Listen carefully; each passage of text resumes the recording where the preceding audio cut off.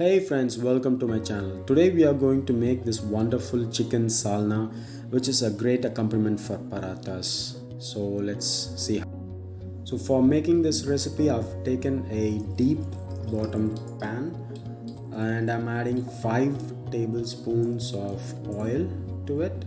The reason is we are going to use a lot of water to cook this. So it's always better you have a deep bottom pan. So now we are going to add the spices, bay leaf, cardamom, and then cinnamon, cloves, and just mix it a little bit. And then we have to add to this 2 onions sliced, 2 sliced onions, and this onion have to cook very well until it turns golden brown in color. Because while taking this gravy, the onion should not evidently come in the plate. So now it is golden brown. Now we are going to add 2 tablespoons of ginger garlic paste.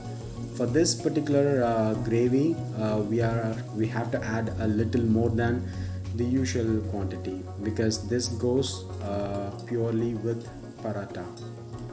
So mix it well, let the ginger garlic get cooked in the oil and let it give the good aroma. And then we got to add some green chilies. I've taken 4 green chilies split in halves, and I'm adding it. Mix it well, and then now we are going to add 1 teaspoon of turmeric powder and 3/4 of a tablespoon of red chilli powder, and then 1 tablespoon of coriander powder. We are also going to add 1 teaspoon of garam masala to this, and then half tablespoon of chicken masala. This chicken masala is readily available in shops. It's better you use this to get some nice flavor to it. So there are 2 ways to do it, in a plain salna and a chicken salna. If you wanted to make a plain salna, you can add this chicken powder and you don't have to add a stock to it, chicken stock to it, but I am using chicken stock. Now I've added 2 big sized tomatoes sliced, and then we are going to add 2 more tablespoons of oil to it because the spices look a little dry. We want it to get cooked in oil a little bit so that the raw flavor goes away and we get the aroma. Now I'm adding a little bit of mint leaves and coriander leaves,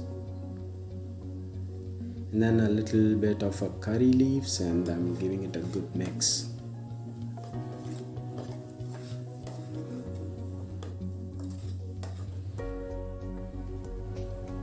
So now I'm sprinkling a little salt so that the tomato gets cooked easily and get mashed and let its water out.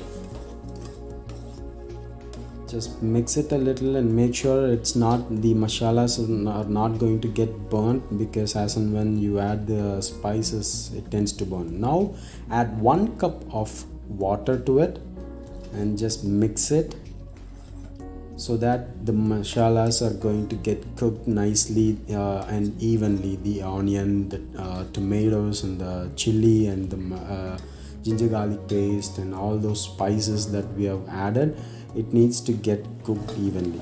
So I'm going to cover it for say 5 minutes, and make sure you don't completely cover it.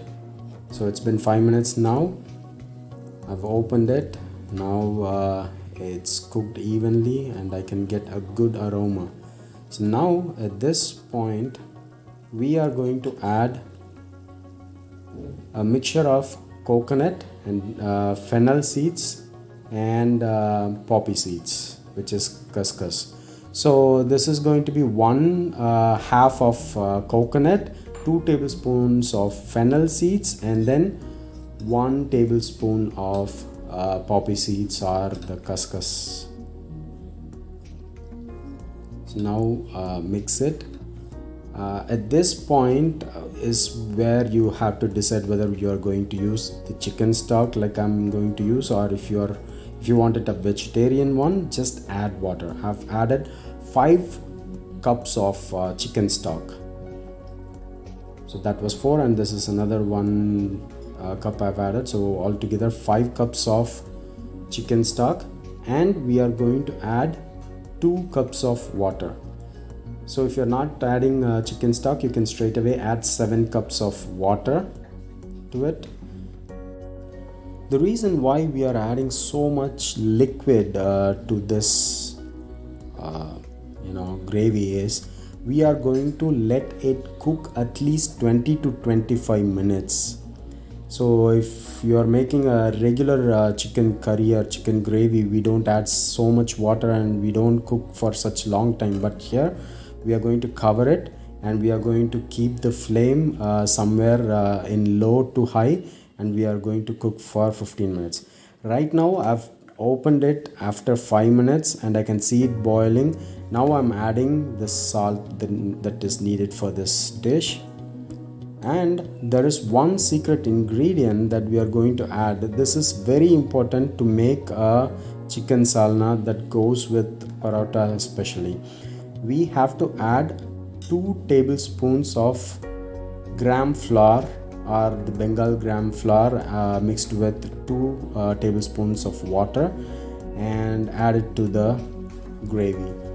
So what this does is, when you mix the curry with the parotta, or if you want to add it to chappathi, it gets soaked in no time. It just merge with the chappathi or paratha, and it forms a great texture. So now I'm closing this and I'm going to leave it for another 25 minutes in low to medium flame. So now it's been 25 minutes and I can see the oil is oozing out, and I can see whatever the chilli powder that I've put is in the oil, and it is looking good. Now it is cooked. So the consistency should be like this. It should not look like a dal, or it should not look like a usual thick curry as well. It should be somewhere in between. So now add a little coriander leaf and we are good to go to serve this.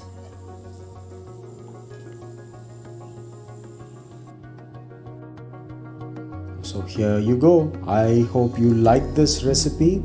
You can try it in home, and you can keep this as a perfect accompaniment for parathas and chapatis. See you in the next video.